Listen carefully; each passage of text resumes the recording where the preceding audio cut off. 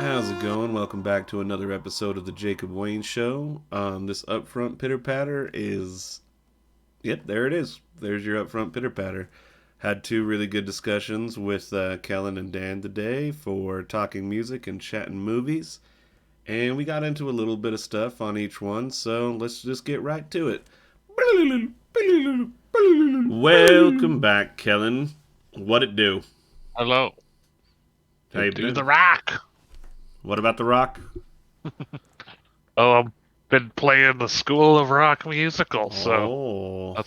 that's been playing in my head. Andrew Lloyd Webber, all the tunes. I watched these movie watch along channels sometimes when I'm gaming, kind of late at night. I recently did a watch along of School of Rock of them watching it, so it's all kind of nice and short. Oh, nice. It's not a bad movie. You think it works as a musical? Oh, it's okay. I would like to see see the Broadway production and get a better idea, but Yeah. I don't know. I feel like I don't like the whole idea of making everything into a musical or making anything that's already another thing into a musical. Like, just write a new musical. Right.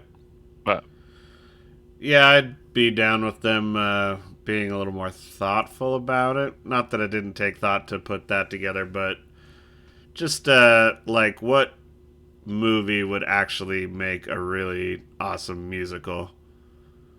Whereas it kind of seems like School of Rock, rock and roll, it's about music. Music. Kind of seems like that a little bit. exactly. And then in this particular show, they wanted the little kids in the cast to actually play the instruments, and it's getting better and better as the show goes along. But it's just been really rough to try to get that all to go. Yeah. So. Well, I know this is talking music, but I will say, I was not that big of a fan of the movie when it came out. And I think part of the reason why is that I was like, I don't believe that these kids are this good. Yeah. It's just it's not believable for me. And I mean, I know it's exaggerated, it's a comedy, but yeah, it's just no, it's true. It's just not how it would work, but whatever. I mean, obviously you could say Wayne's World, that's not how that would work either, but I'm like, I love it. Well, yeah. Well, it's like Whiplash. You're just that's not how it works. Oh, yeah, we need to watch that sometime with Dan. I was thinking about it. We need to watch that, and we need to watch Cats.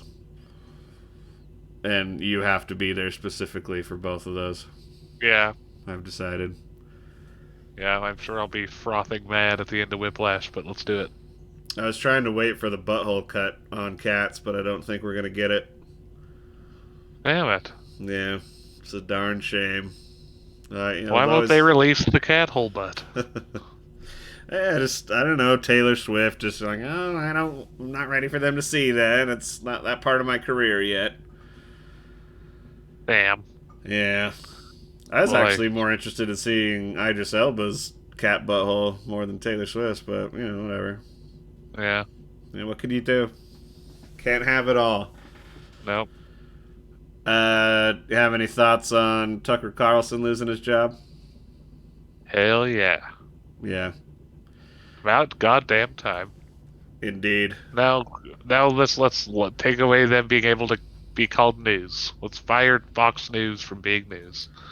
That'd be nice. Fox Parody Hour. They even said that they're not news; they're just I entertainment. know.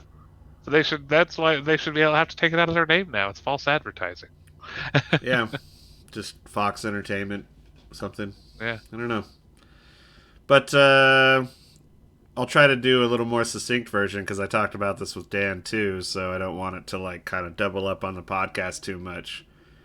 But let me just get your thoughts on this. I was kind of pondering on that today because Don Lemon from CNN also got fired, and I was like, it just seems like there's this decline of like TV news networks, which ultimately is great to me. Yeah. I hate the idea of the 24/7 news cycle, at least in the context of creating programming that's 24/7 to just overanalyze stuff. Like, of course, there's nothing wrong with like, oh, this thing just happened over in Indonesia, and that article gets put up at 2 a.m. That's not really what I mean, you know. Yeah. But I was wondering, do you think that with the direction we're going with news, do you think it's going to get worse, or this is maybe like a positive sign? Like, now that everybody is a little bit in their own little algorithm particular bubbles, that has its own problems, of course, but now there may be it's a little harder to like create mass propaganda for like half the country to have everybody on the same page on some bullshit lie.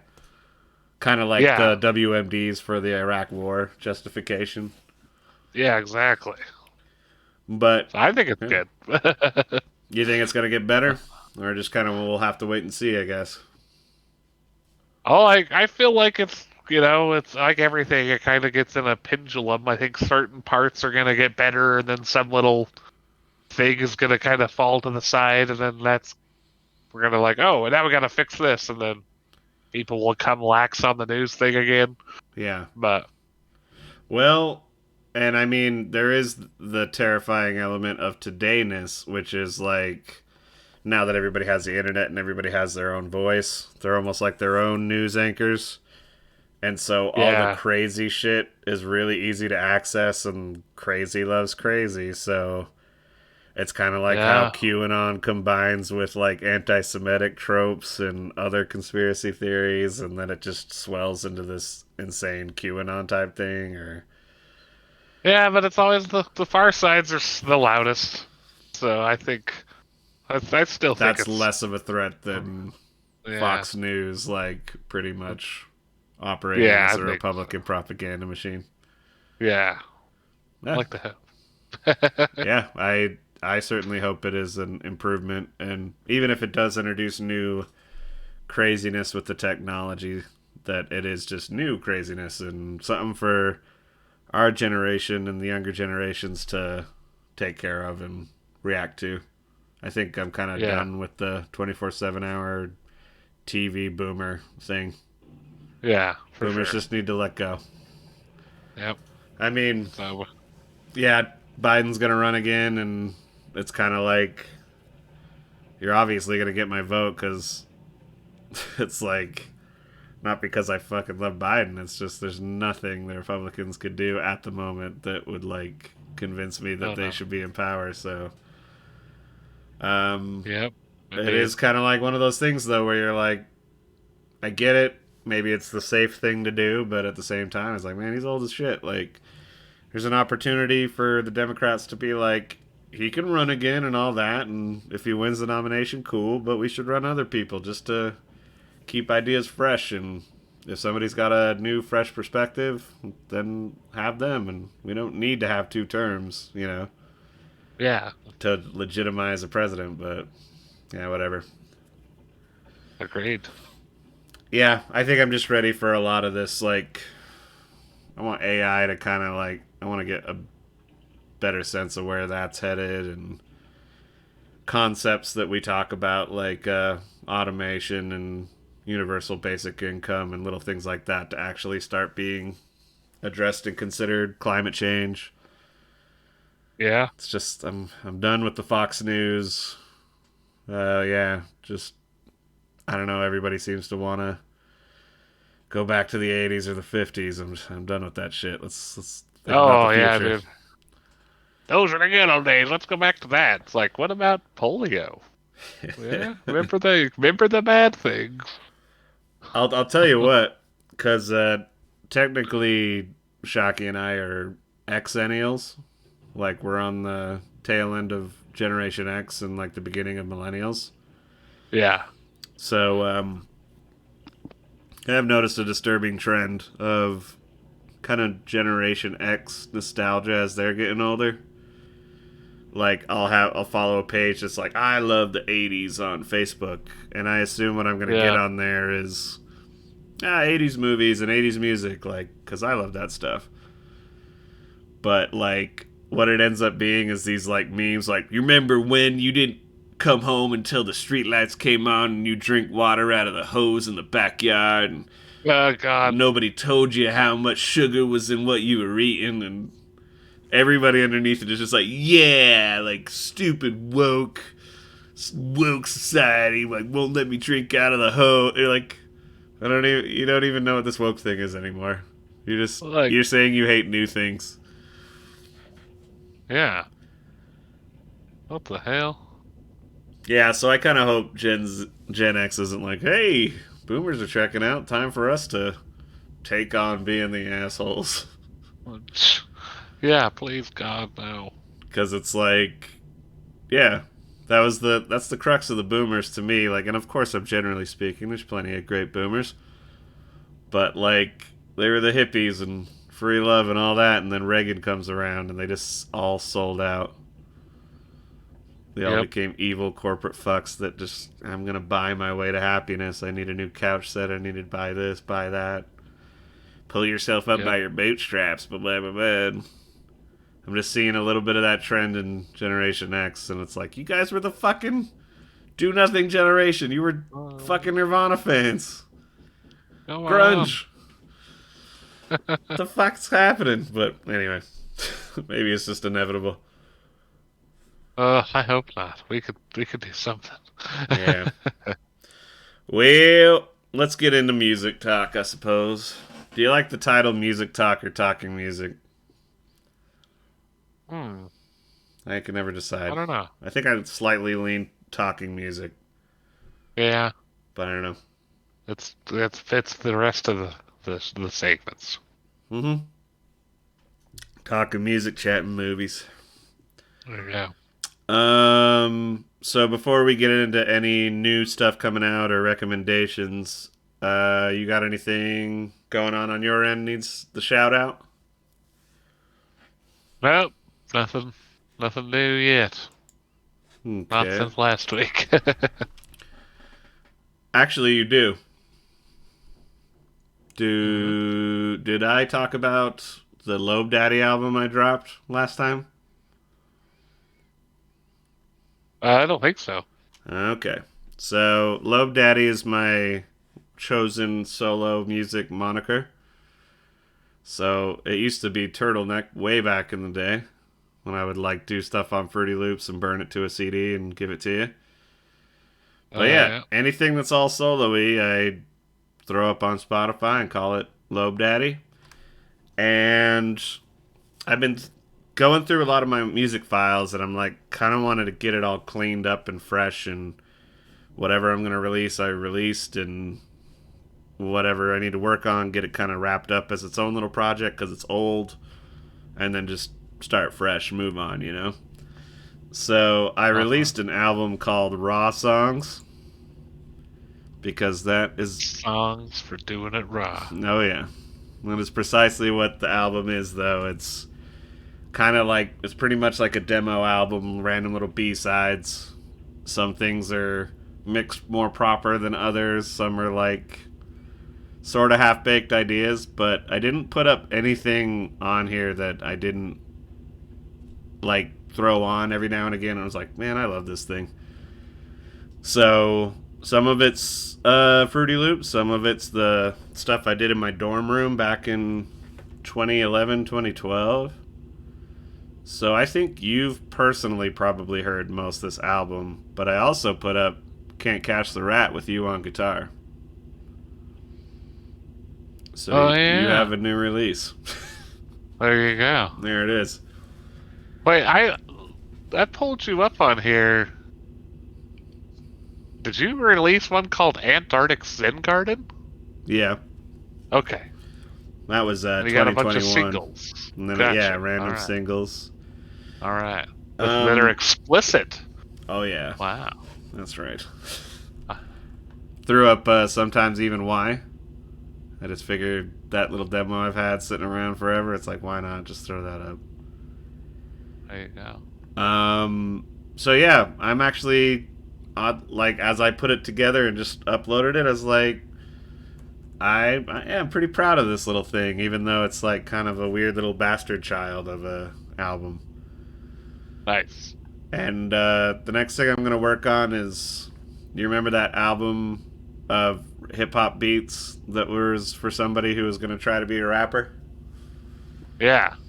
Yeah, I decided I'm gonna slowly add lyrics and vocals, and then maybe a little bit of bass guitar to it, but just release that because I'm pretty proud of that as a singular album thing too. And that, like, yeah, that's called Kagamba, which is spider in oh man, Ah. Tagalog. There it is. Yeah. Then I'm just gonna pull together all the Fruity Loops beats and songs I've done since I moved out here to Fort Collins, sort of wrap those up, and then start fresh. Kind of do a little bit of this cloud faculty stuff. Maybe a more, you know, subdued solo album that's a little Mac DeMarco ish, which we're gonna get into Mac DeMarco. Oh yeah. Um, but yeah. Anyway, so that was released. Had two really awesome Gamma Paw shows this last week. Played a 420 house show and then did a blast and scrap show playing at the functional thrift store here in Fort Collins. Ooh, So I'm going to nice. give a quick shout out to the bands I played with. This is going to be a little rapid fire. But I found myself enjoying every single one of them, like on Wow. various levels to various degrees, depending on my taste. But shout out to the patrons, Fables of the Fall, Monument, Atomic Death, Acid Teeth, Sludge Broker, Sonic Dispatch, Gone Full Heathen, Alistair Cowboy, author of Your Downfall. Yeah, those guys rocked it, so hope to play shows with them in the Alistair future. Cowboy. Yeah. Nice. Oh, they rule. Um, One member, Raina, she's in Gone Full Heathen and in Alistair Cowboy. But like Gone Full Heathen, it's her and this other drummer. They're a duo. But the way she's got it like plugged in, her guitar kind of does the bass and the guitar, depending on how she hits her pedals. Yeah. And it's just got that like seven. I don't know if she did play a 7 string or an 8 string, but it does have like kind of that nice low crunch to it. Might have one of them pickups that just drops your bottom two strings down or something too. Yeah, it might just be that. But which actually that sounds about right. What that probably was. But you know, I jumble up my metal subgenres a little bit, but Gone Full Heathen seemed a little more like thrashy, and then Alistair Cowboy, she's in that, and then that adds different drummer, bassist, and a different guitar player too, and they got kind of like the Cannibal Corpse thing going on, and it's like Cannibal Corpse almost mixed with like stoner metal. The bassist had on this pink fuzzy hat and was smoking a joint or blunt or whatever, and just like laying down the bass. It was like, ah, yeah, 420 house show, Fort Collins. This is nice. Nice. So yeah. Anyway, shout out to all those bands. Definitely hope to play with them again. I think that was Gamma Paw's first foray into playing maybe more metal centric shows, and it made me happy. I was like, this is a nice, friendly open-minded metal community here in Fort Collins, and I really appreciated it. Nice. And yeah, anyway, so with that, if you don't have any other stuff to shout out, let's No. get into new releases. Okay. What's your first recommend? First one I caught my eye was Pearl and the Oysters. Okay. You ever heard of that? I have Ever? not. I was just kind of like, what is that? Sounds kind of like, I don't know, Jimmy Buffett. I just went there and like there's a parrot on the album. I was like, what is this? Oh yeah. And it's kind of like light pop. I don't know. It's pretty fun, pretty groovy little track. Mm-hmm. Again, as always, I say I'm picky about the vocals. They're not like wouldn't be my go-to, but they're not bad. So All right. yeah, I was kind of digging it. Kind of a fun flavor. The album's called Coast to Coast. Apparently, it's two French people, a dude and a lady, do it together. So I do love French pop. yeah. One of my favorites is Air. Oh, I don't know if we ever listened to that album. You'd probably wait, heard the music on a bunch of car commercials, like a couple tracks. is that telepop music or was that a different band? I think No, that's different. Word. They have a song called Breathe. That's the one I'm thinking of. That's cool. Air has the one song that you would recognize the bass line from like the car commercial it was used in. Yeah. Can't think of even the name of it. It's like La Voyage de la Luna. It's like Voyage to the Moon, I think, maybe. But then they have that song. And then it's like sexy boy. You know that song? Yeah. Yeah. Nice. So, would you say it's kind of similar to that? Like that kind of pop music, or a little more of the indie thing that's been popular lately?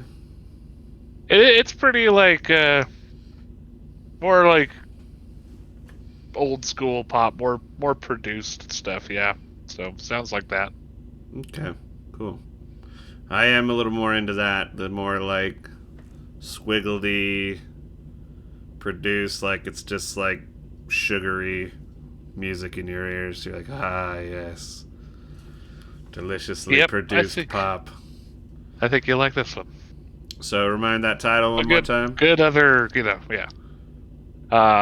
Pearl and the Oysters, Coast to Coast. All right, cool. I suppose one new thing that came out that was a surprise for me was Sound Cipher. And that is a collaboration between Skerrick, who, if you don't know who that is, that's a saxophone player that tours around with Les Claypool a lot. And you've probably seen him before. He usually has something in his saxophone using different effects and stuff. Nice. And then it's also Tim Alexander, so the Primus drummer, Herb. Apparently they started collaborating on this idea during sound checks for the Chocolate Factory Primus tour. And then they decided to go into the studio to kind of like work on it. And then this Tim Mason guy, who was going to be doing some engineering, I guess like came into the room with all these like on the spot MIDI and like sound wave manipulation stuff. And just like did it with them live while they jammed out. So his name is Tim Mason. So that's the project: Tim Mason Skerrick and Tim Alexander as Sound Cipher. And this first release is called All That Sinks Must Diverge. And it's very like free, fluid, kind of modular saxophone drum jam stuff. I walked around tonight listening to the full thing, and it's good stuff. It's very much like a little background. It's like motivate you while you're walking, or you're playing like some video game, and it's just great background music for that. Like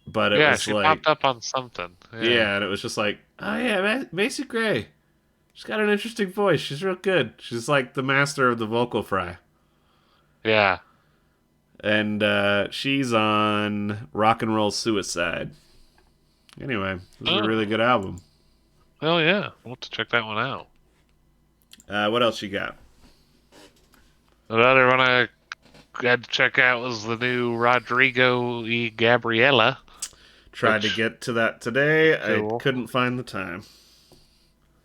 Yeah, it's worth getting to. It's some cool stuff. Kind of.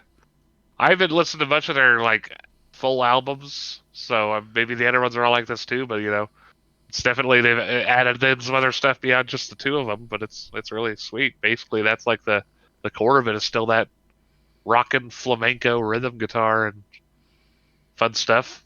Dude plays some electric guitar and some other stuff over it. Yeah, Yeah, it seems it's like cool stuff. as they've continued to release stuff, he does more with effects pedals, and yeah, they'll get other musicians on it. Yeah. Um, do you usually keep up with each new release, or is this the first time you've listened to them in a while? Yeah, this is the first time I've realized. I just like actually we did one of their songs in another band, and so that's when I started, you know, checking them out at all. So Was it that one? The yeah, yeah, exactly. that was on Breaking Bad, so I would imagine that would be their kind of their hit if I had to think of one. Yeah. Um, yeah. So I was gonna ask you if you thought it was better than the more recent stuff. Like, I think similar to Easy Star All Star, it's all good, but I don't know. The more recent stuff had seemed a little more phoned in. It's like, yeah, you're good, and that was good, but like for some reason it doesn't have the same zhuzh. Well, And that earlier stuff felt a little more like fiery, fast flamenco, and this one feels a little more chilled out to me. yeah, So a little more soundtracky, maybe. hmm, cinematic. Yeah. Yeah. Yeah. All right. Well, yeah, I'll have to give it a listen, and if I remember to bring it back up next week, um, I'll give you my thoughts on how I think it compares to the other more recent releases from them. Let's Nice. see here. My last one of new stuff that came out is One Wayne G by Mac DeMarco. Did you have a chance to take a look at that at all? No, I didn't. You Let me should go see. pull it up right now and take a look at the track listing.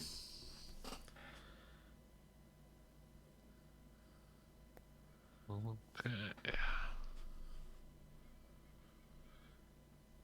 It Huh. It's numbers. yeah, and it's 199 songs. What the? And they're all, I think people that know Mac DeMarco know this about him, that he always has these little tiny ditties, like kind of half figured out ideas that go on for however long, and some of them are just this nice little loop. And they're nice. They're like, I've actually been using Mac DeMarco songs that are more instrumental, like these, as like the background music for the movies I watched this week. They just have like a certain tone about them that I really like.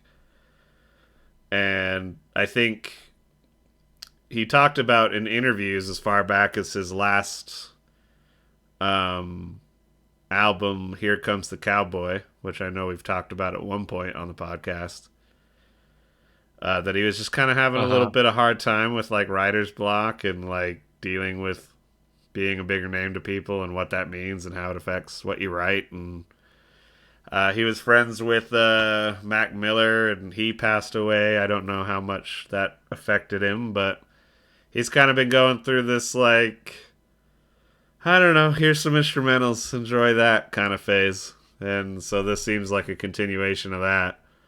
Maybe this is similar to the Raw songs thing I did. It's just this cleansing, like, I got all this stuff sitting around, so I'm just gonna put it out. but I obviously have not listened to all of it. Yeah, that's a lot. You can scroll down and you can see stuff that has numbers, but then like a song name. Yeah, I saw a few. So I imagine those are like probably more realized ideas. Yeah. And somebody write into me and let me know, because this could have easily been a mistake on my part. But when I first pulled it up the other day, I could have sworn some of these number tracks like had no sound to them. They were just like quiet. And Oh I was yeah. like, what the fuck? And then I scrolled down, and then I'm pretty sure, because then I would click on something like I Like Her or No Doubt About It, and the sound would work. So I don't know if he did this like weird trolly most of it's quiet.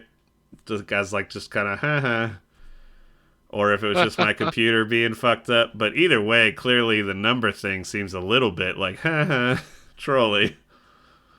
Yeah, a little bit. And it's kind of funny. And anyway, I mean it's Mac DeMarco stuff like when you find the stuff, but it does seem like kind of a little bit of a kind of cheeky dig at releasing stuff on streaming services, maybe a little bit. I don't know. Yeah, it is. I wonder what that does to like algorithms. Yeah, Having 100 songs. no, exactly. So, I mean, Mac DeMarco has actually been a more recent, newer artist that I've really like identify with and like the guy. And part of it is how he just seems like a genuine, down to earth dude. Mixes songs in an interesting way. It kind of has like John Lennon, Paul Simony elements, but like coming from a dude who likes to drink cheap beer and wear trucker hats. So it's just good stuff. One Wayne G. You should check it out. Hell yeah. Do you have any other recommendations? That's all the ones that I was pulled me in and kept me. Sure. I'm hoping to rearrange my schedule a bit so I'm like working in the time to sit with that list of new releases and experiment more, try out some stuff. So Yeah. maybe next week I'll kind of go as far back as like 2 weeks and just kind of check, but we will see. Because at the end of the day, I only got time to really listen to so much, and new stuff came out that I was like, oh, I know who that is, and that'll probably be good. So, one other thing before we maybe got into a little small discussion was I always mispronounce this guy's name, and I kind of forget where I posted it. It was like Mark Ribier or something like that. Do you know who that? He's like become popular online for doing like the loop pedal stuff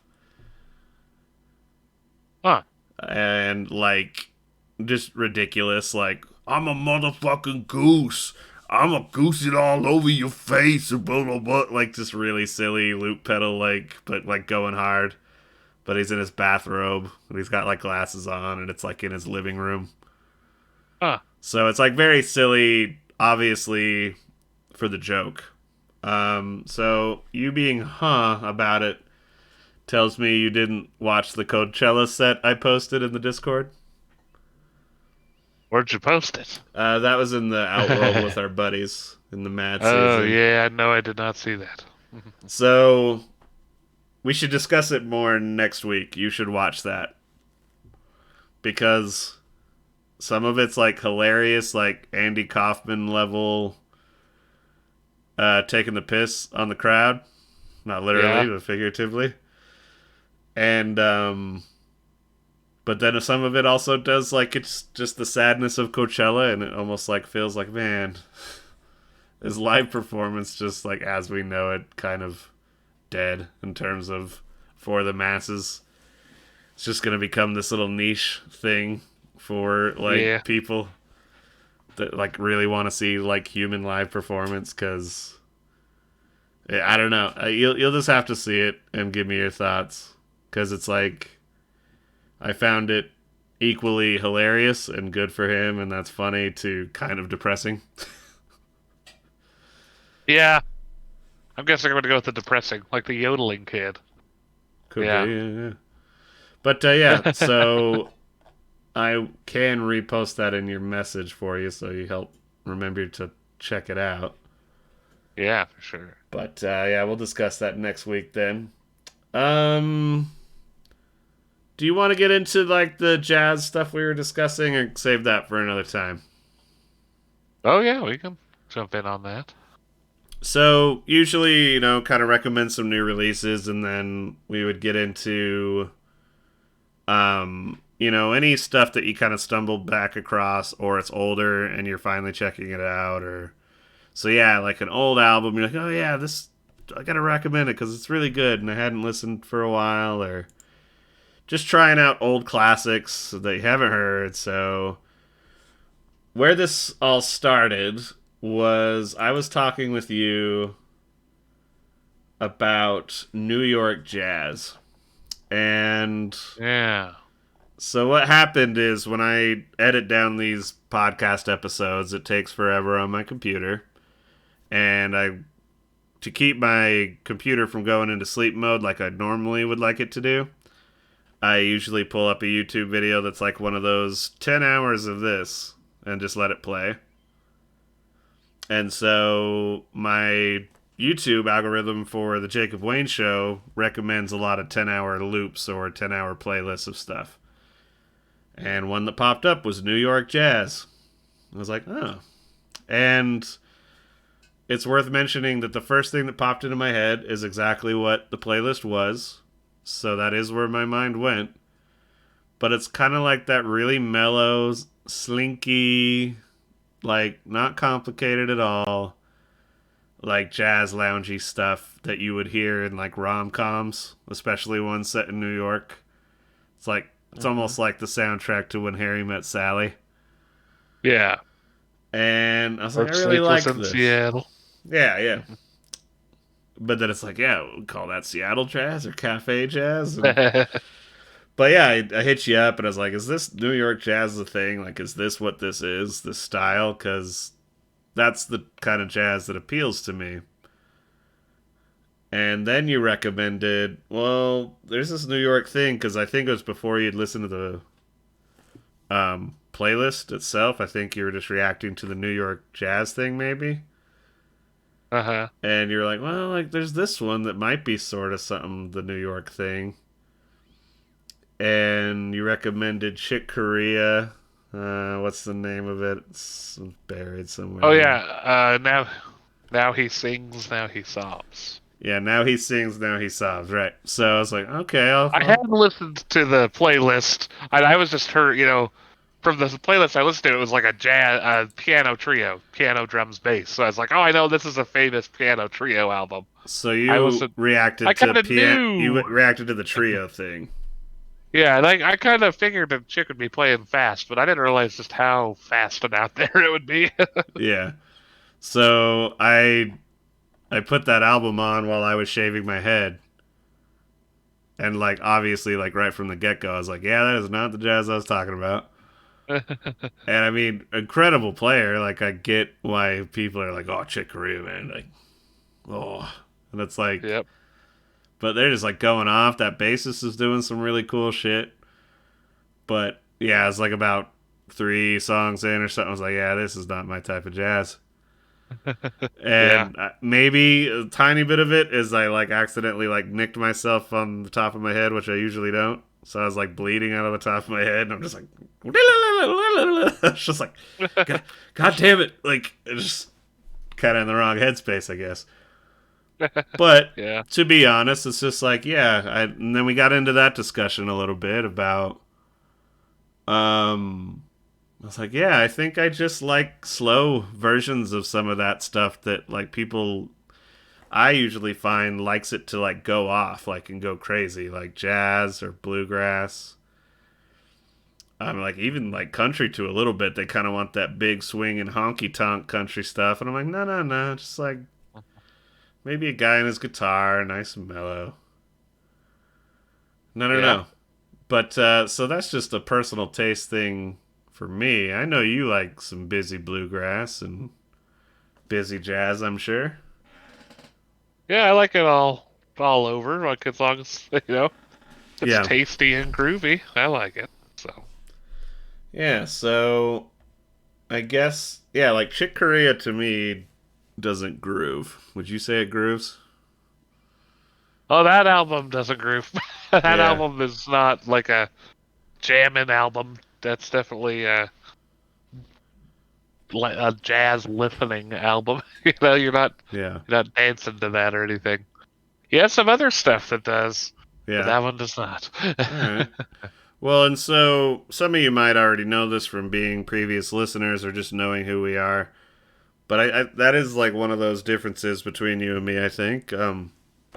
You have an extensive knowledge of like some jazz and jazz history, more theory than me, and that's kind of what was interesting. And I just kind of want to touch on lightly was is like, yeah, trying to figure out what that trio type of jazz is like.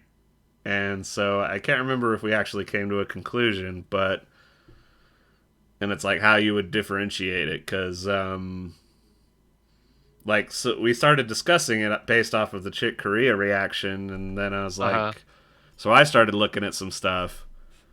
And I was like, well, what jazz do I like? Like that would maybe help narrow it down. So I looked up the Peanuts guy. I always forget the name.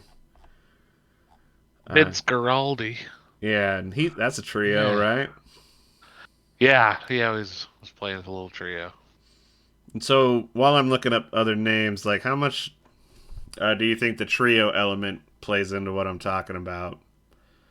That's like that mellow, more mellowed out jazz, or like is that really that big of a factor, whether it's going to be mellow or not? No, it's not like there's like some great albums that are guitar uh like Johnny Smith, like his album has a lot of nice slower tunes that are, it's the two guitars, bass and drums. I just feel like it's like from what I was listening to that album, all of them were piano bass drums, maybe a sax, but that basic thing. So it's just like medium to slow songs with a heavy piano, lots of piano. Mm. So you should listen to some other albums like a guitar one or maybe something with vibraphones. Let's see if you like that as much. If it is the piano that pulls you in. It's definitely the sax piano combo, I think. But Hmm. I'm definitely down to try those. I know I've heard some smoother jazz guitar that you've shown me before, so I know I do like that too. Um, but no, yeah, it was interesting because I was like, so then let's go through this real quick because I was like, all right, I like the Peanuts trio. Once again, sorry, I don't have the name memorized. But and then like Dave Brubeck, and so I was like listening to a little bit of that. But I mean, like Dave Brubeck gets pretty busy every now and again. Oh Like yeah, was that it did real quick. you know? Yeah, But that to me kind of maybe groove isn't the word, but it has this anchoring thing to it where so they are going off, but you can I don't know. I could follow it a little more than the Chick Corea album. yeah, that's definitely true. And I was like, that I do love that. Is it the album Take Five? I think it's called Time Out. Oh, right, right, right. So they're all Yeah, weird times. yeah, Yeah. that is that. No, that album's great. But I was like, no, this is still a little. Both of these are a little busier than what I'm talking about. But so I guess that like the Peanuts trio guy or Dave Brubeck, what type of jazz is that? I think that's just like a little more like kind of old, not like ancient swing, but just like a little, just older swing. Older swing. um, And would those artists Yeah, like and play with that a little bit and do other types of jazz, or were they pretty exclusively that? well, it's all just like it's under falls under the umbrella of jazz, and then you can kind of zoom in.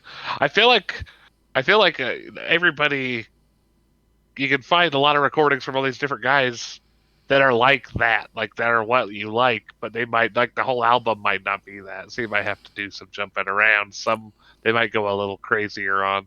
Some they'll hold back on. Well, that was one thing you So said was it seems like artists do nice little mellow, quiet numbers like this.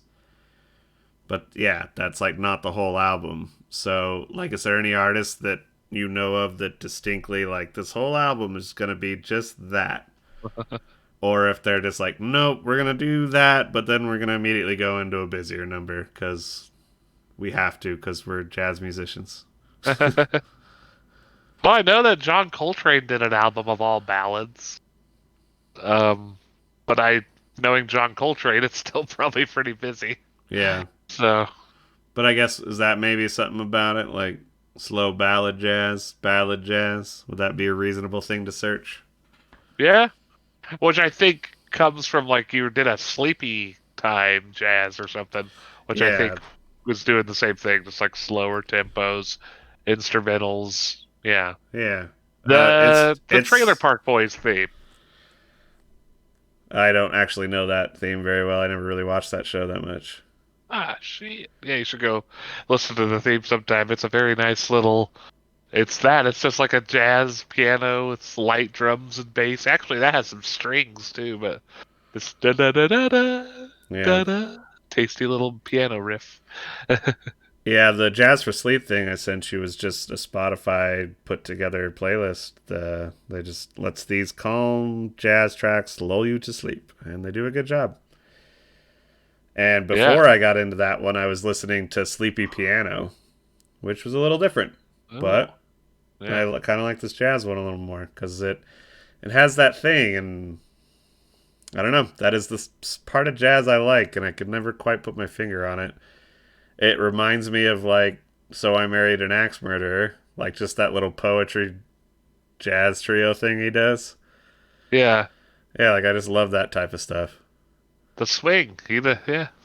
It's a nice medium swing where you can actually feel the swing because once you swing, swinging fast doesn't work, so it kind of just becomes straight. So I think you might just like it down real low so you can really hear the swing. Yeah, it's like dun dun dun dun dun Yeah. dun dun. Like yeah, I don't need it to be Yeah. complicated. I'm like yeah, yeah, ooh. Yeah. Use some Johnny Smith, some Count Basie orchestra. Yep. All Which right, the orchestra's a lot more musicians, but it's still that same. They swing their asses off. all right. So I make you listen to a lot of albums that I don't think you're normally inclined towards. So, but I mean, still try to send you stuff that I think you'll enjoy. So you should Yeah. start sending me some jazz albums, and then we'll discuss them. So send me like two, and then we'll get to it either next week or the week after. Word. But Will one thing that do. you did send that I got a little taste of was Judah Hip, Oh yeah. and that was really good, and that was definitely just I just went with the first track, "Too Close for Comfort," and Yeah.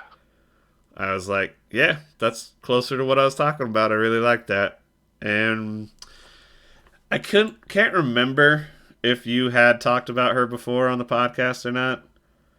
But you said that she had a pretty interesting history, so I figured if you got the time, we could maybe do a quick rundown of that, or just what's worth checking out, like her Yeah. story. Well, it's just a real quick one. So, uh, the album is Judah Hip, Juttahipp, with Mm-hmm. Zoot Sims, who's a famous session musicians around this town. This time, sorry, not town. I was You like, don't live in oh, Logan. Utah, huh? If only. I was like, oh, hey, Utah. So, it came out in 1956. Uh-huh. Yeah. So basically, he was kind of like an unfortunate casualty of male-dominated things at the time. Sure. She got found overseas by a Blue Note producer, and he brought her over here, and then like had her start playing and stuff, and he was like, "Yeah, now blow me," and she was like, Sure. "No," and then he's like, "You'll never work in this town again," and so she kind of just Oh, disappeared. to make America great again, huh? Yeah, exactly. So Classy. she released this album and then maybe a few other ones and then kind of just like disappeared from the scene, got really mad. Miles Davis was an asshole to her, I think it was. Yeah. Yeah. So What's her all this instrument of stuff. choice? She's a pianist. Okay. Yeah. And people like compared her to like Horace Silver, and she had a like Charles Mingus really liked her. Uh so I'm seeing on like the Spotify bio that she was like criticized at the time for being too influenced by this Horace Silver guy. yeah, a lot of people thought she was just copying him, but no, if you listen to it, she's totally got her own thing going on from him. Yeah. Yeah, and so she disappeared and just kind of stopped doing music. And so, her album they re-released it, and it blew up in Japan. And so, Hmm. a new guy took over at Blue Note, and when it was like going through the records, and he's like, "We owe this lady like $60,000 in royalties, and we can't find her." So he like hired like an investigator, or he went out looking for her, and he found her living somewhere like in a tiny apartment in New York, just barely scraping by. And he like, "Hey, I got this giant check for you." You're huge in Japan. And she's like, "What?" She's big And in was Japan. stoked to get the money. She wasn't hadn't played since. She like totally quit music, Wow. which is just so sad that so many people were that rude to her that she just She quit. was like, fuck this music thing. Yeah, and had all that money just sitting there, never knew about it. Did finally get it, but she didn't live too much longer after she got all that money, so she didn't really get a chance to do too much with it, as I understand. But Yeah, this yeah, kind of a bio shitty story, but great album. this bio says she was at age 78 and she passed away in a Queens apartment. It's in Queens, New York. Yep. And what's interesting is it shows her followers and monthly listeners. And like off to the left it shows where the most listeners are from. And the Yeah. number one's Tokyo. There you go. Then you got London and Sao Paulo, then Paris, and Santiago, Man, see, Chile. people here don't even know. No, and it's not to. It's like, well, in my experience, but the that sticks out to me personally when she's criticized at the time for being too influenced by Horace Silver. Yeah. Because with You know. me, people are like, "Oh, let's Claypool Yeah, do you that do the slapping Primus bass thing. thing, so you're doing Primus," and you're like, no, it's like, and he gets and then it's like you got to keep it in mind. And I have the luxury of living in 2023 where it's not as harsh as what she had to deal with, and I am just like a white dude, so yeah, I Yep. definitely got my privileges to just kind of shrug stuff off. And like, yeah, that's the one thing that hits me is I'm just like, usually either A, somebody's like, oh, it's like Primus. Then they're like, oh, they like Primus and they're just trying to say they like you. Yeah. Or the people are like, it's a little, it's kind of a bit Just too much like Primus. Primus. Then he's like, oh, you're just trying to give me shit. Yep. Like, you're just trying to find anything you can do. I know I've talked to you about stuff people have said to you where you blew people out of the water with what you just did. But then they're like, yeah, but, like the heart that's in it, it's a little Yeah. technical. And you're like, yeah, it is. Because I know what I'm doing. And it's It just, happens. yeah. Um, that is kind of the key to it, though, is it's like I could totally see why her experience, she was just like, fuck this. I'm out. Yeah. Like, and that is really Lose my sad. number. And Yep. you think of like how many musicians that, like, I will say right off the bat, good for them. If they really love making music, keep making it. But you know that there's plenty of musicians out there that are like, wow, they're still doing that, huh? and Yeah. they're still around. And then there's these amazing musicians that just because they weren't playing the most popular genre at the time, or just didn't have the look, or it's like, yeah, they're good, but I can think of stuff that's like bigger than them that's pretty similar. So I don't know. It's just like Yeah. it's just gotta. I guess it is that kind of age old thing. It's just like if you love music, just love the music, and You got to do it for that reason. stuff will come along. You do, but every now and again, yeah, like people will. It it took a long time, but Tokyo found it, Yep. and it's Made like her huge. there was that other guy, Rodrigo. Think it's just the one name. He Uh was huh. like that dude. We talked about him, and he was like kind of up in Detroit during the Motown days, and he cut an album and just didn't really do anything. And Rodriguez, I think, yeah. And he released an album, and I learned about this from my coworker up in Seattle. She's from South Africa, so she was a little more aware of him than I was like, oh, I'd never heard of him. And I think the album is Coming from Reality or Cold Fact. Maybe it's both, or I don't know. But that got down to Brazil and just blew the fuck up. Like, Yeah. and then you could just mention Rodriguez to anybody in Brazil. Like, oh yeah, him. And it is kind of funny. Shockey and I talk about that a lot too. It's just like, man, American audiences are a little jaded and don't seem to really give a shit about music. But some of the bands we love, they go over to Europe and tour, and they're bouncing around like it's 1997. And it's just like, I don't know if it's an appreciation of the arts or culture or what, but we're like, man, who cares if we get big in America? Let's go tour Europe or Japan or Russia or whatever. Hopefully, Russia in the future that's Putinless. But yeah. Yep. Anyway, I think that's a good spot to wrap it up. Indeed. Um, but let's say your name's Tucker Carlson and you're really passionate about news or whatever. You should just quit. Yeah. Like, you're just too good, man. Oh. Yeah. Just You quit now you while you're deliver the news ahead. too well. Yeah.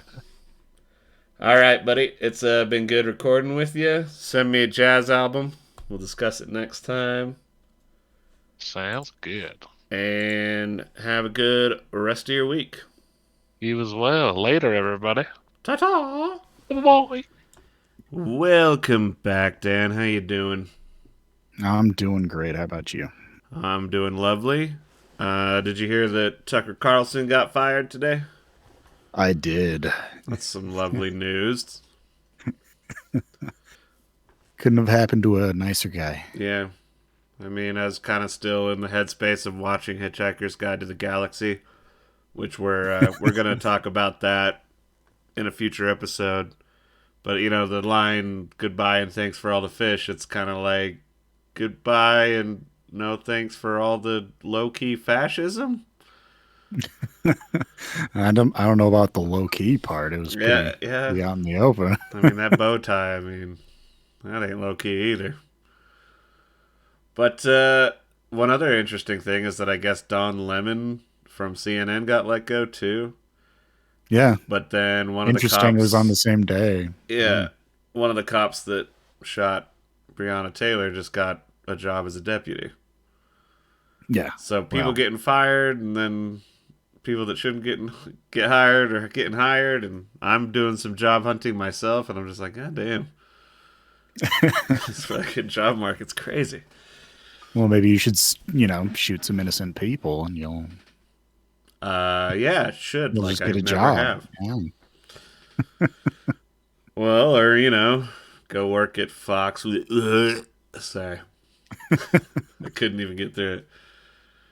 I did have one interesting thought before we get into the main subject of today, though, where it's like, so network television news like that's got to be dying out, right? Like, Oh, it's got to As be. boomers are getting older and checking out themselves, it's like I know that I don't watch any of that stuff, regardless of the ranking of which is more factual to me. Blah blah blah. It's like I kind of check out AP News and do a quick scan, and that's about it.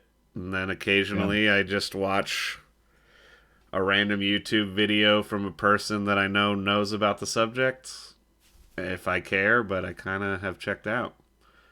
And I feel Yeah. like most people our generation do something somewhat similar to that. I don't know anybody our age that's like a Fox News junkie.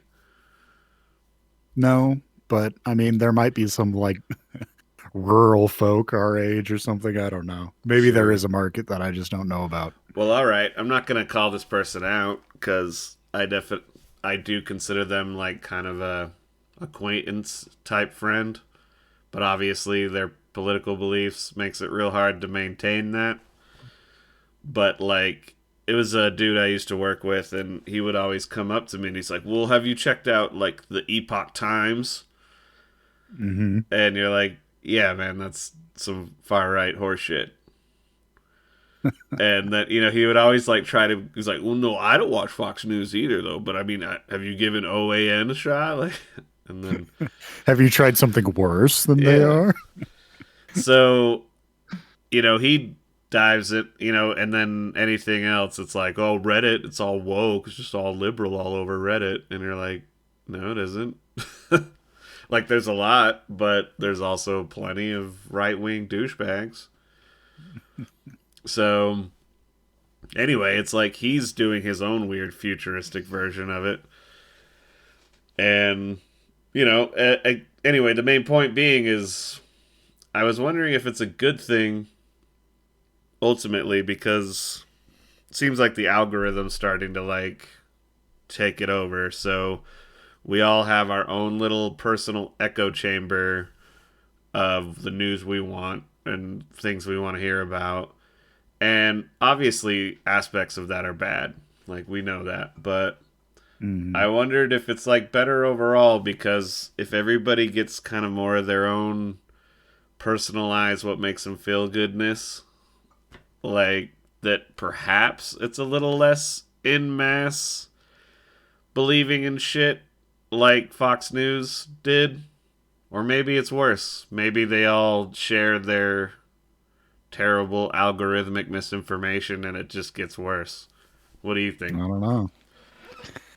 I mean, people are probably like more powerful together. So when everybody is getting the same misinformation, maybe that's more dangerous than everybody getting their own special flavor of misinformation Yeah. from their algorithm. I don't know. Because, yeah, there will always be people that are like, oh, you need to be seeing what's on my algorithm. And they'll get together and they'll mix Jewish space lasers with underground pizza parlor, kid slavery trade, like whatever. That'll always happen. But and you could see Fox News try to tap into that market, like the batshit insane market. Like, come on, you miss us. We're batshit just like you. And then they're like, nah, you're not batshit enough. You don't believe that Trump is actually the savior working with Kennedy's kid to save America and clear the swamp. The great, what do the QAnons call it? The awakening or something. No, I don't know. I don't know. Probably. Either way, I don't keep it's I don't keep up on their propaganda. I definitely do, and it's kind of like that Channel 5 HBO documentary. I think a Yeah. point that made was how kind of their big flash in the pan moment where it all kind of converged was January 6th, and then as soon Yeah. as that happened, it like everybody's like, that's all that happened. Like some of us smeared shit on the walls, and a couple of us got pictures at Pelosi's desk. Oh, okay. And then some of them are shocked that they get arrested for that. And so it seems like it's kind of like popped the balloon a little bit, and then Yeah. they're kind of eating each other. And it'll always come back as some other thing, but yeah, I think in general, um, I think maybe it's better the way it's moving towards. It'll be harder to, I don't know, convince all the entire country that it's a good idea to go to war with Iraq because they have WMDs. Yeah. Like, I don't know. It's kind of hard to say. But, I don't know. and I think that just to be fair and balanced, like my friends at Fox News, I think definitely there's people that do. I'm I want to use my terminology correct because some of this definitely does get used in the wrong way. But it does seem like a little bit more on the left. There's this like call out culture of people that are pretty much on your side. Yeah. But if you said like some kind of offensive joke 10 years ago, that, yeah, it's that they just try to cancel them and shit. It's the canceling thing. Like, Yeah. obviously gets turned into a tool to just say that the left wants to cancel everything. And it's like, no, like, there's just some perverts that did terrible shit that should be canceled or whatever you want to call it, fired, thrown in jail. Yeah. And then there is some stuff where it's just like, that was a blackface episode from Always Sunny in Philadelphia. You don't think they were trying to make a point with that? Or no, it's just offensive. You should take it off. And you're like, all right. So there is a little bit of groupthink on the internet that I think maybe didn't exist before everybody's little algorithmic interest that we have nowadays. So I don't know. But Yeah. to be clear, that trying to be fair and balanced. I mean, it's not balanced. The shit I'm talking about with the left is nowhere near as bad as the shit on the right. So, No. oh well, I don't know what I'm trying to get at. Just fuck you, Tucker Carlson. I think that's what I'm trying to say. Yep. And hopefully Yep. we're moving That in the sums right it up. direction. I hope it's a positive and not, what's that creature you cut off one head and then like three grow back? Hydra. Yeah, the Tucker Carlson Hydra. Yep. He comes back. It's still one head, but like three bow ties. You're like, mother of God. Like clown buttons. Every 27 years, Tucker comes back and feeds. Has to salt the meat with your fear. All right. You want to get into the main subject? Yeah. Speaking of cults. Yeah, exactly. Today we are doing a review of The Mandalorian Season 3. And kind of similar to how we talk about movies. Maybe right off the bat, maybe we'll change it by the end of this discussion. But I'll ask you first, did you like it? And what's your star rating out of 5 stars? The season as a whole. Did I enjoy watching it? Yes, I did. Was it as good as previous seasons? No, I don't think so. Was it as horrible as some? I mean, I've seen some pretty very negative takes on, the season was a complete disaster. I don't think that's accurate either. I don't know. Star rating. It's pretty mid-range. I don't know. 2.5, 3. Okay. Yeah, I would say for me, I liked it, but it's Star Wars. I'm pretty forgiving, Yeah. and I think Yeah, that that's me too. probably the way to put it with this season. It's definitely the worst Mandalorian season. It is better than the other two in some aspects, but we'll get into that. It's yeah. Yeah, so I enjoyed watching it. I did like it overall. But I think that there was things in it that are some of the dumbest stuff I've seen in Star Wars. Yeah. And Some strange decisions. yeah, I think that is but I'm always a little generous with the star rating. I'll give it about 3.5. Yeah. But it is very mid, and so I guess an aspect of what we'll get into about this is I think you'd maybe agree that the season is very up and down, and the Yes. way that Oh they yeah. plot everything and you get from point A to point B is really kind of weird and convoluted. Yep. Meandering. Hmm. Yeah. So then, yeah, you have moments where you're like, "Wow, that was really cool," or "Oh, I haven't."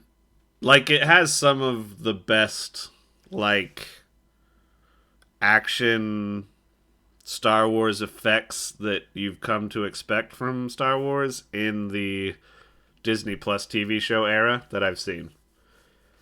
Like Oh yeah. some of the dogfights in space and like just the action camera work of all that and the special effects. Like, yeah, all the starship fighting stuff and like the pirate ship and like that creature design, and Hmm. there was some really cool Star Warsy stuff in this that felt like new Star Warsy stuff, and it wasn't Yeah. just like totally rehashed. And yeah, like the Praetorian Guards and stuff like that. Oh, sorry, once again, this is a spoiler review. I don't do non spoilers, so sorry, y'all. There's Praetorian Guards in this. Uh, it's like, yeah, that's some of the coolest stuff, but then it'll dip down and feel like a CW show or something. Oh yeah. Yeah. And it's like Jack Black and Lizzo, which I don't want to spend way too much time on that episode, but I was like sitting there watching this, is like, wow, this is really dumb, like, and childish, and I don't like this. And Yeah. people always say Star Wars is for, the family, it's for kids, and it's like, yeah, but Star Wars, the original trilogy, was for kids, but it also didn't treat kids like idiots. Yeah. It was like adulty-ish types themes and ideas to like be serviceable to the palate of a kid. Space wizards and big bad evil emperors, like they kind of simplify it that way, but it was some heavy stuff. Yeah. And so, yeah, the Lizzo Jack Black thing, like him getting knighted for helping her cheat at croquet, like Yeah. it's so It's stupid. ridiculous. But even that episode had redeeming qualities. Like there were some little nuggets in there. I liked uh the droid bar. I think that was a cool scene. Sure, yeah, Um what else in that episode? I'm trying to think. Oh, okay, creature yeah, go little ahead. little creature designs. I mean at that like big long table thing, they had some cool creature designs. Other than that, it's hard to think of nuggets in that episode that I really But liked. I But think that's kind of hitting at it. Like it's the writing in this and a little bit of the acting, but I think it's the writing more than anything. Like the way that the Mandalorian delivered his lines yeah, almost felt like a video game, like for kids. It's just like, I have to go over here. Some robots are being bad. We don't like yeah, bad robots. Like, just really like okay. And it did feel a little bit like the cartoons that some people love, but I just think they're a little too childish. Can't get yeah, into them, and it felt a little bit like that. And I don't know if that's because they're starting to tie into this Filoni, you know, uh, expanded Star Wars universe thing that's going to go to Ahsoka in this film he's doing. And yeah, there's a lot I like about Filoni, but this is the first season where I was like, oh no, is that like his thing? Is some of this childish shit? Like, if you give him more control over it, is it going to be less Andor and more this? Because I don't like this. yeah, But it is. It's the writing. It's like the concept of the planet where Jack Black and Lizzo run things is interesting. When Christopher Lloyd shows up and he's like a former separatist and he like remembers Count Dooku, and he kind hmm, of like brings up how he doesn't trust the New Republic and he's like still a separatist. That's interesting, but the way it's delivered, it's just so like, oh, little teaser reference thing. Anyway, he's gonna get electrocuted. But moving on. yep. Yeah. And It's yeah, that's yeah. also the They one that didn't. had the weird Mon Calamari like love thing at the beginning. Yeah. Yeah. That's the one.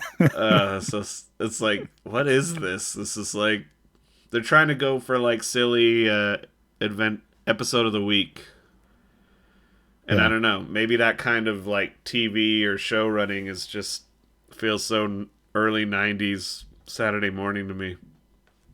Yeah. Yeah. It does definitely have like a more cartoon tone to it.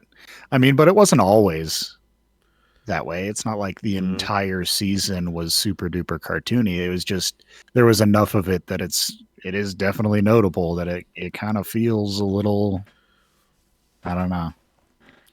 I think that that's the part of it though too. Is it's like I think there's a way that you can do more kid friendly, cartoony, and it works really well. And maybe that is stuff like the Clone Wars or Rebels, Hmm. and it just has that consistent tone, so you accept it, and it's their trajectory of where the story's going and everything is clear, so you accept it. But it's like the jarring nature of this season. It's like they're like, because I mean, there was that really creepy, weird creature Yeah. at like Yeah, episode on 2 or 3. Mandalore. Yeah, Yeah. it's like had the one eyeball, but it's like Hmm. can climb out of that mech suit or like whatever it is.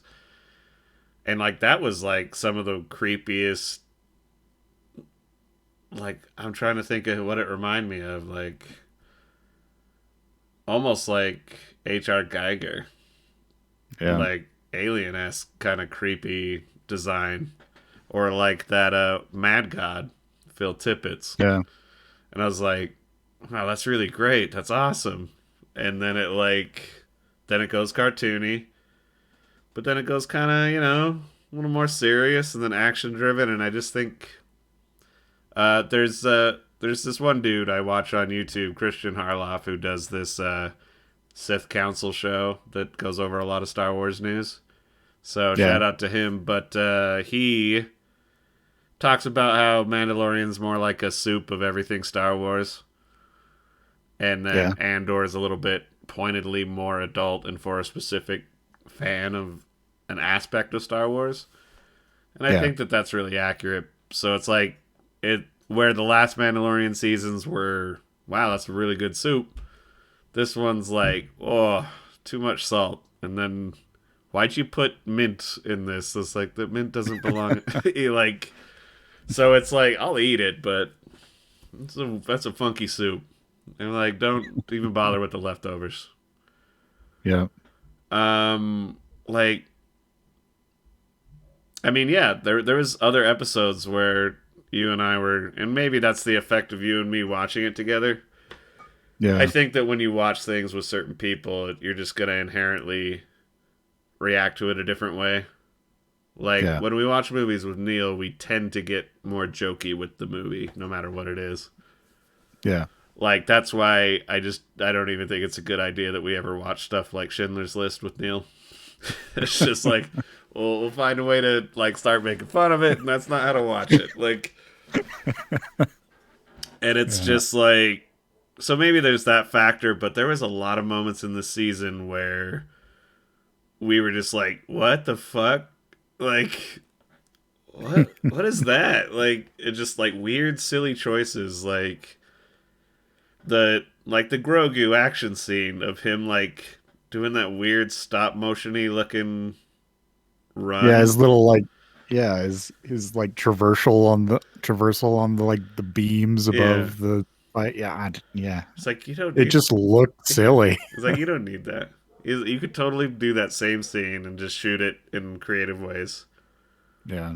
It's like why, and like, but so it's odd choices like that, but yeah, just weird character things like the Carl Weathers directed episode.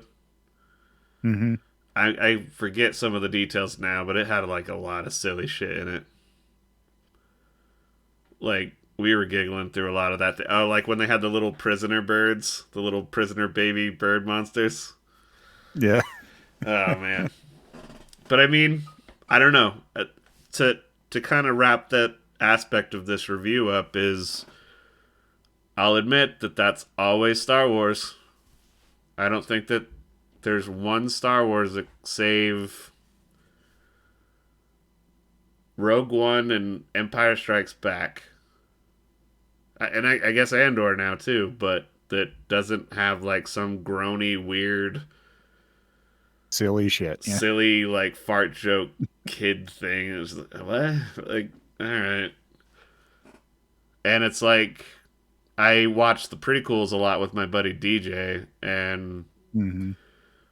if I'm hanging out with him, we'd throw that on any time and like rip it apart. But we also love it, and there's like a lot of stuff that's good about the story, Yeah. and like get into the lore of it all. So, I mean, maybe that's always inevitable with Star Wars and all that, but um, I think one thing I wanted to bring up about this season, kind of like brain farted on that one. Well, it'll see if it'll come back. I'll also bring up that the acting seemed a little inconsistent.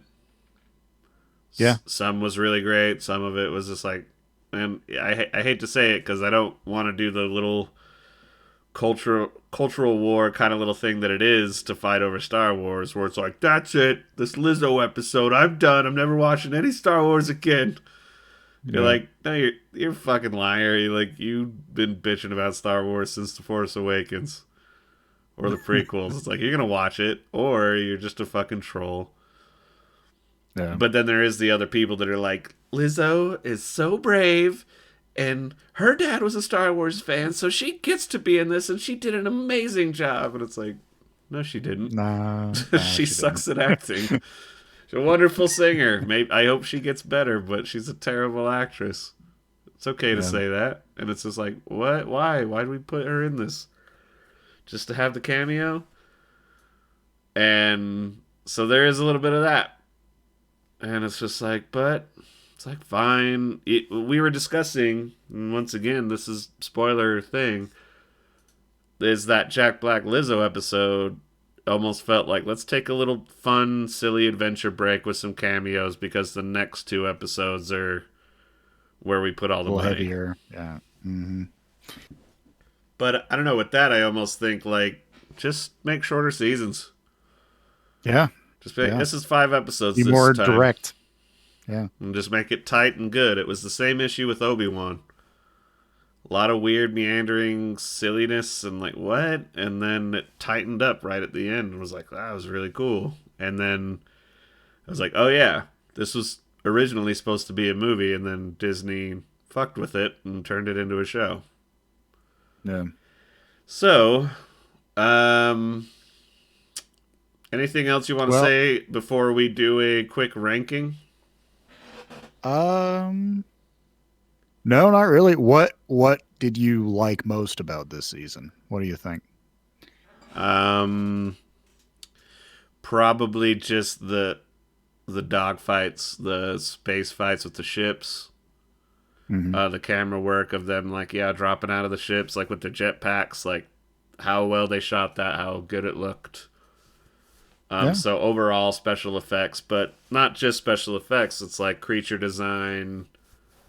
I think another thing I liked most about it is despite its bad moments with it, like the Christopher Lloyd separatist reference.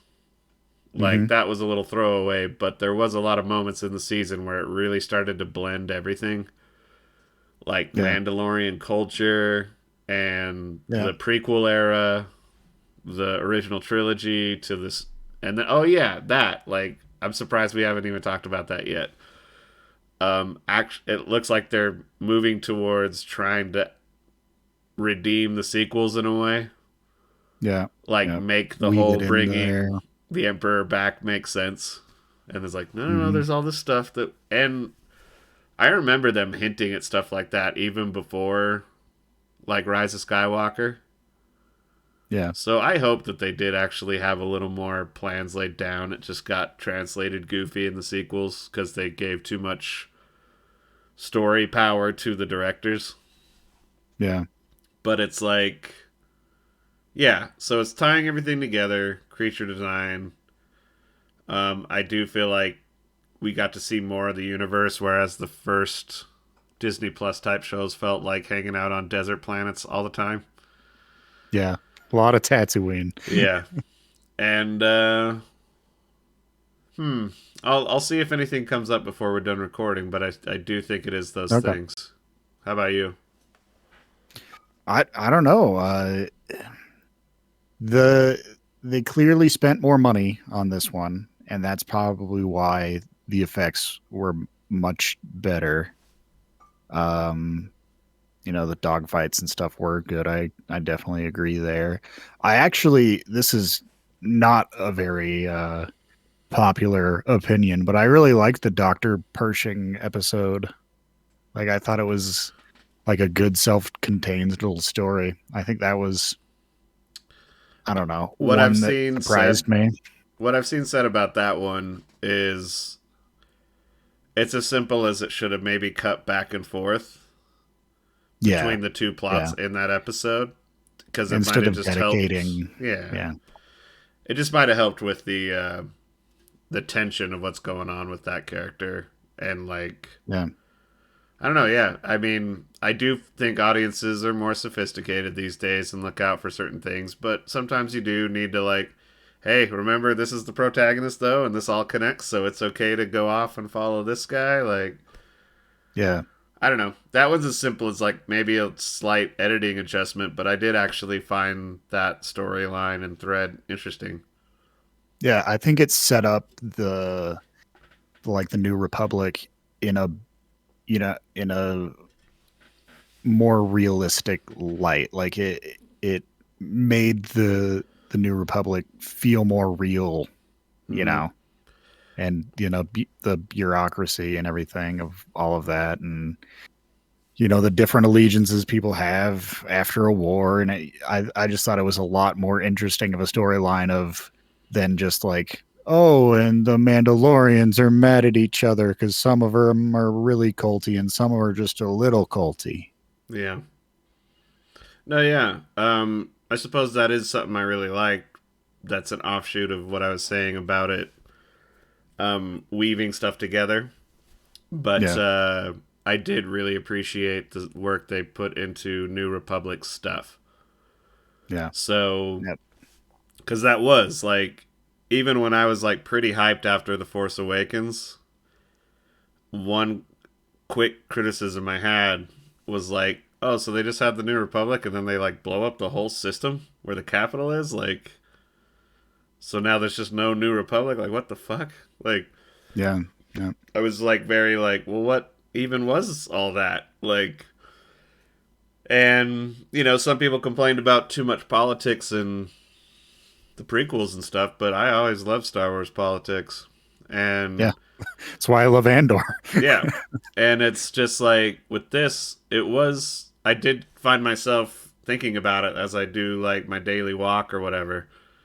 Like I just kind of be daydreaming and I'll be like, no, that is interesting because it's almost like you know, defeating this great big empire, but then it's a little bit of end of World War Two or World War One. It's like Yeah, trying to get everybody on the same page about how we're gonna like run things now, and yeah, it would be very bureaucratic and still like corrupt for like where the power players moved in to like dictate where things are gonna go in the future. It's like hmm, actually in a way it almost reminds me of like I always feel like I say this wrong, but it's like the Treaty of Versailles, hmm, where it's like end of World War One. It's like, okay, great, this great big war is over, and then the way that they handle the treaty and everything, they just deplete Germany so much that it puts them on track to become fucking Nazis.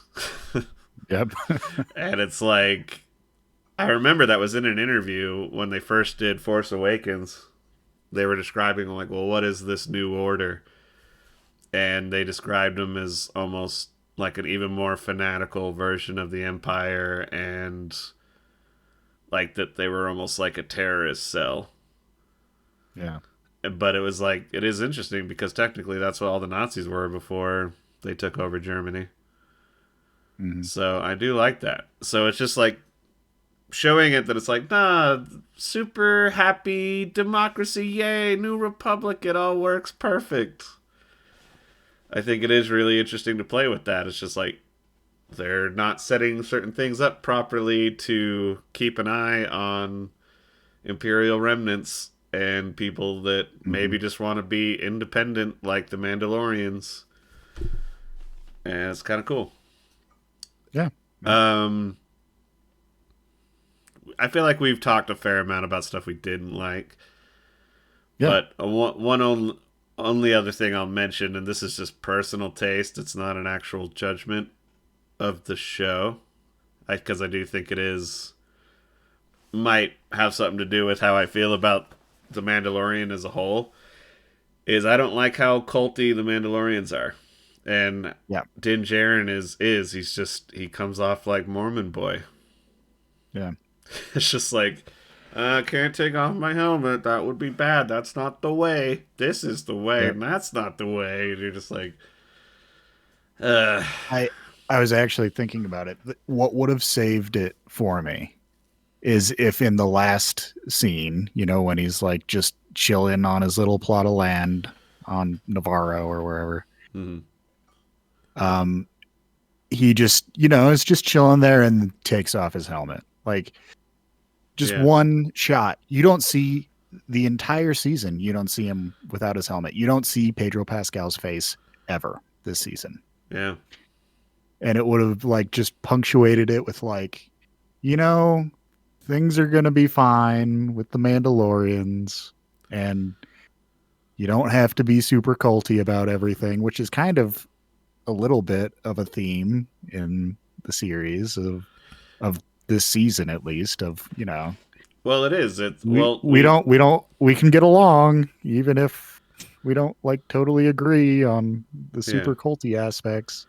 Well, I guess that is where I feel they jumbled it up on the story, because the first two seasons are about him loosening up and, Yeah. no, I can take this helmet off to smile at Grogu, and oh, I don't have to hate robots. And it Yeah. seemed like his character went backwards a lot into just like, well, Yeah. now that I did this, let's get real culty again and make sure Yeah. Grogu's Like they culty too. erased It's like, ew. Yeah, they erased the character development basically. But Yeah, it would be fine if they did that if at the end of this season they were like, okay, and now he's gonna he's actually chill. loosening back up Yeah. again, because Yeah. he had all this guilt about Mandalore and Yeah. whether to bring Mandalore back. But we made that joke consistently, where when, man, I'd drawn a blank on her name, the leader, Oh, and then, the all the right. blacksmith lady, I forget her name too. Well, her and the other one, Bo-Katan. There we go, Bo-Katan, Bo-Katan, yeah. and yeah, what is her? Look that up for me, please. I don't know, the leader of the Children of the Watch. Yeah, the Um, blacksmith.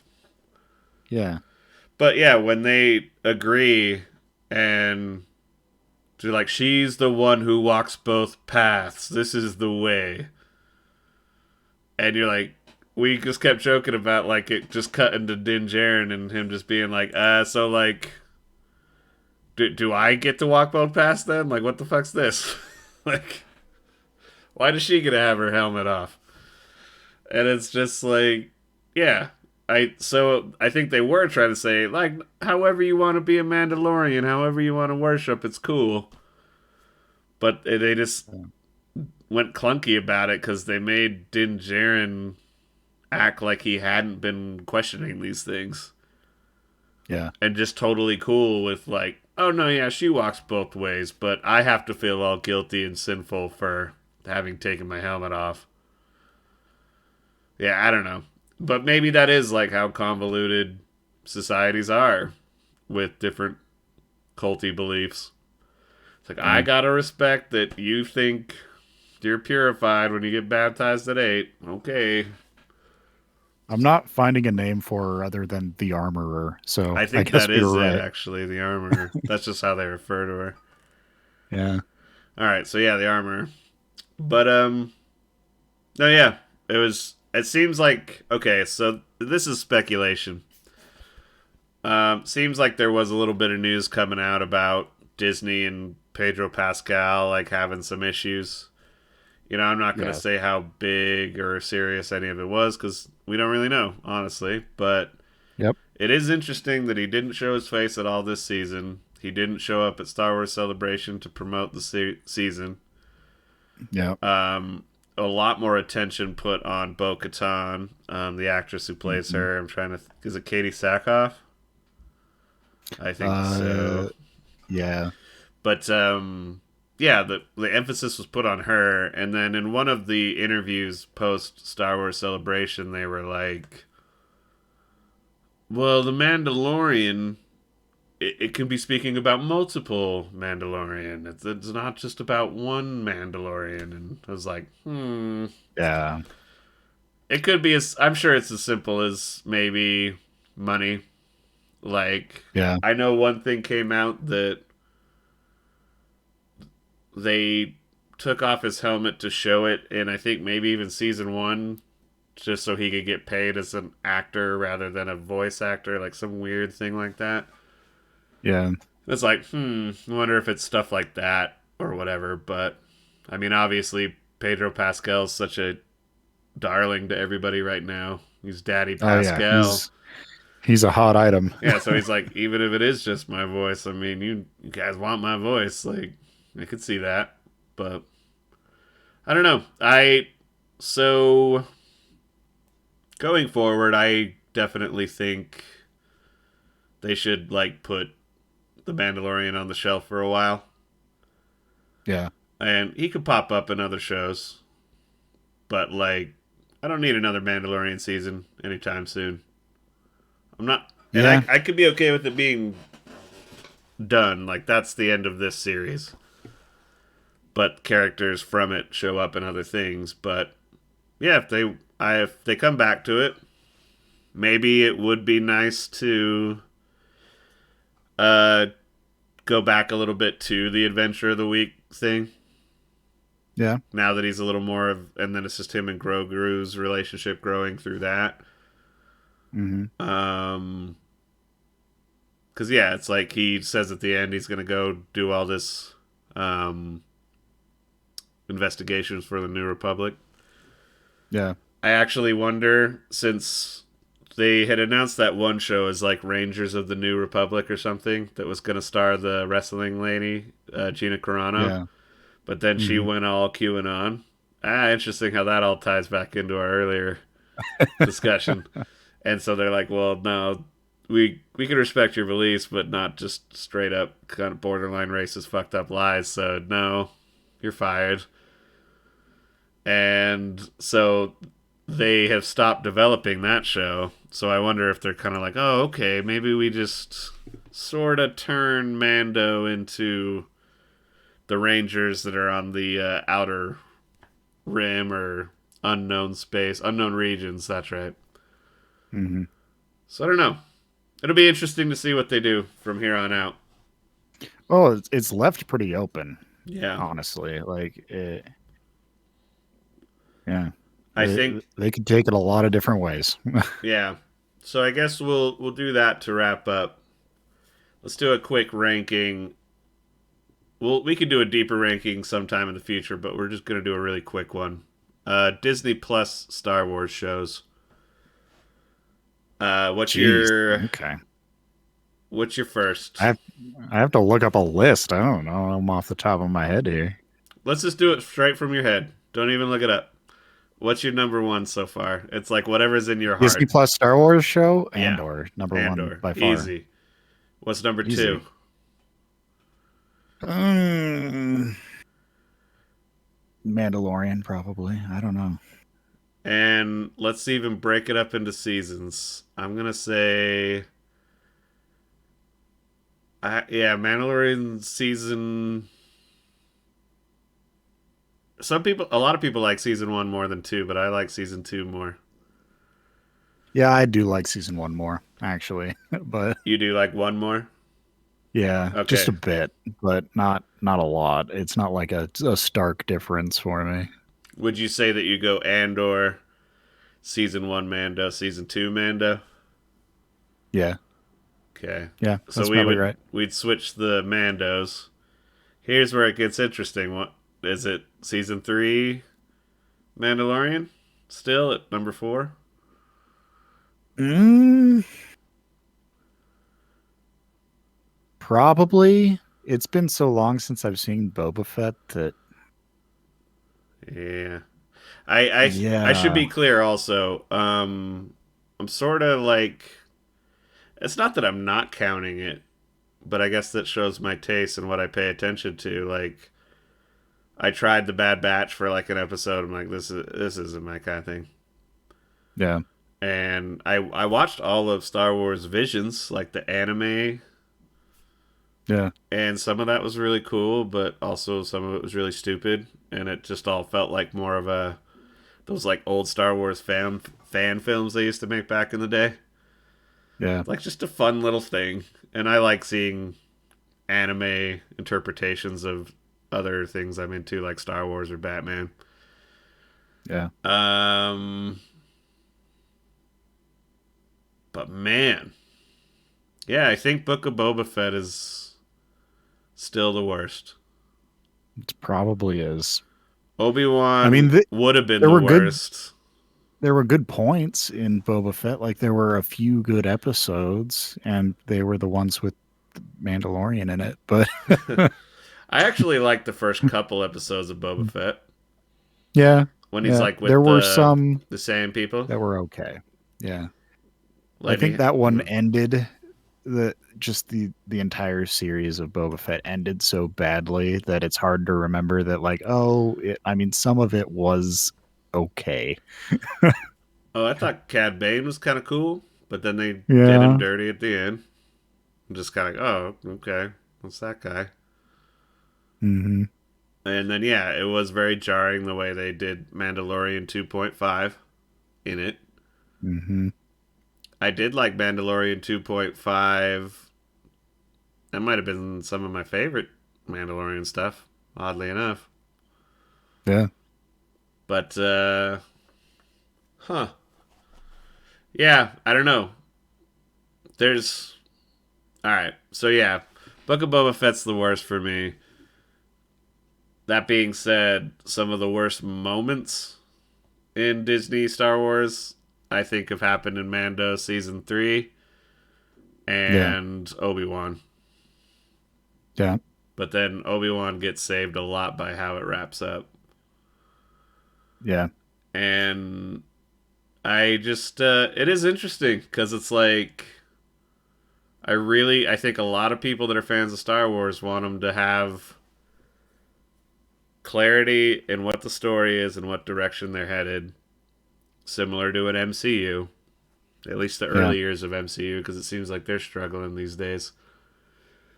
But yeah, it's just we want that because it's like when Andor happened, it was like, wow, holy shit, this is awesome. Like, are they like correcting and like getting better at this? And Hmm. then season 3 of Mandalorian's a little wonky, and you're like, okay, Well, they were probably in production around the same time, so maybe they actually did learn from Andor, and we won't see the results of that for a while. sure. Well, and also yeah, I guess that's the last I'll say on it. Is the Lizzo Jack Black episode was directed by Bryce Dallas Howard, and she Hmm. directed some of the best episodes from season 1 and 2. So when we were already like some of these episodes are a little wonky, um, I remember thinking like, oh well, this one coming up, it's a Bryce Dallas Howard episode, so it'll be really good. And then it was like, oh, that was Hmm. really lame. So it's Yeah. interesting, like with Andor, I was like, man, can they just let Tony Gilroy and Dave Filoni run Star Wars? Because I Yeah. loved what Tony Gilroy did with Andor, and he brings the adult and the writing and character development. And I think Filoni's good at the big picture stuff, like the overarching story and cultures and Mm-hmm. creature design, all that stuff. But I don't know. It's like it takes thousands of people Yep. to do bad work or even really good work, and I don't know if you could lay it all at the feet of Kathleen Kennedy or Bryce Dallas Howard or Dave Filoni or Yep. I mean, people like to have that, one person to blame, and that's almost never the case. I mean, everybody contributes some, and some more than others, but you can't Yeah. lay the blame of a bad show entirely on one person ever. I don't think, but yeah. That reminds me of a Patrice O'Neill joke. He was on that show Tough Crowd with Colin Quinn back in the day, and Mhm. he was talking about how African Americans in America, it would be nice if they had just one white guy that was just the man. They could just put all their anger into him, kind of like a Hitler. Because it's like all the stuff from Nazism, you can put it all on Hitler. Just be like, fuck Hitler, I hate that guy. And it's like, yeah, he gets to like absorb all the anger from all that stuff, and he's like, it's just too bad, like a guy with like a top hat and a monocle, and it's like that fucking guy, like. It's like, I don't hate all of you, but we don't really got that. So I'm like, this fucking white people, this fucking white shit, and it's like, yeah, we need a dude. It'll make it make more sense. It was always really funny to me. I think it's very similar. Everybody's like shitting on Yeah. Kathleen Kennedy, but it's like, nah, it's a lot of hands on what Disney Star Wars is right now, Yeah. and making it what it is for good and for bad. Yep. So all right, did this discussion change your ranking at all? Still like it? Still about 3 stars? Yeah. I mean, I'm still just a little, I don't know, conflicted about it. I don't think it would be accurate to say, it's really bad or really good. It definitely is like a 2.5, 3-star middle of the road season. If they're truly like laying the groundwork well for making the sequels make more sense and tie into everything, Mhm. and this is like where they kind of get started with it, I'd be willing to bump it up to 4 stars and forgive a lot. Yeah. But they have to really grow from those moments and those things and things that are set up in this season to kind of forgive some of the wonkier things. Yeah. But yeah, so for now it's 3.5. But I still love Star Wars. This is all coming from love. The next thing coming up is Ahsoka, I believe. I think they're gonna release Visions again, like another one of those cartoons first. Oh, yeah. I don't watch those Yeah, anyway. I So don't watch them. So Ahsoka's next, and that's in August, I believe. Oh, nice. And I'm real excited for that. But we'll talk about that in the future. I think for now we're gonna call it good. That was a good, nice, long review of The Mandalorian. Yeah. All right, I'll talk to you next time, Dan. You have a good one. Yep, you too. Ta-ta! Thank you for listening to The Jacob Wayne Show. If you would like to contact us, please write us at fakkoshka@gmail.com. That is FAKOSHKA@gmail.com. You can find us on Spotify, iTunes, and YouTube. Simply search The Jacob Wayne Show and it should pop right up. Make sure you like and subscribe and leave a review and share this podcast with your friends. Please write us. It helps add content to the show and makes the show even better for you, the listener. Thanks for tuning in. Welcome to the show.